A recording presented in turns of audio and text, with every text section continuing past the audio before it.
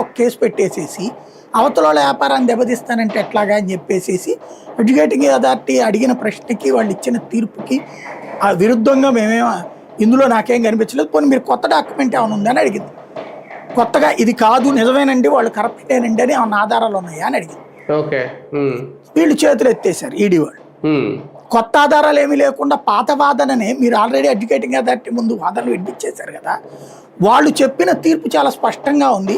పెట్టుబడి పెట్టింది ముందు, కొనుగోలు చేసింది తర్వాత కొనుగోలుకి ముందే కుంభకోణం చేశారంటే ఎట్లుంటది. ఆల్రెడీ సాక్షిలో పెట్టుబడులు పెట్టినటువంటి 20 మందిలో వాళ్ళు కూడా ఒకటి. అలా పెట్టద్దనే హక్కు ఎవరికి ఉంది? పోనీ అదేమన్నా మ్యూల్ కంపెనీనా? కాదు, ఆ షేర్లు రేట్లు కూడా పెరిగినాయి సాక్షిలో పెట్టి. అట్లాంటప్పుడు అది కుంభకోణం ఎట్లా అవుతుంది అని అడిగింది.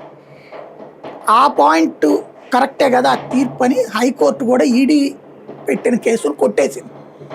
ఇప్పుడు వీళ్ళు ఇందులో చెప్పేది ఏంటంటే, మామూలుగా ట్రాన్స్పోర్టేషన్ కాస్ట్ ఓ 30 రూపాయలు ఉంటుంది అనుకుంటే ఇక్కడ 50 రూపాయలు రాశారు, 70 రూపాయలు ఉంటుంది అనుకుంటే 100 రూపాయలు రాశారు.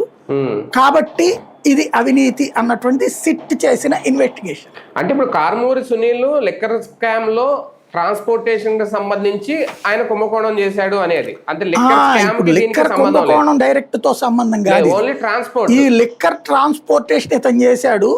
ఈ ట్రాన్స్పోర్టేషన్ లో 10 రూపాయలు దాన్ని 30 రూపాయలు చూపెట్టాడు, అలాగే సంపాదించుకున్నాడు అని.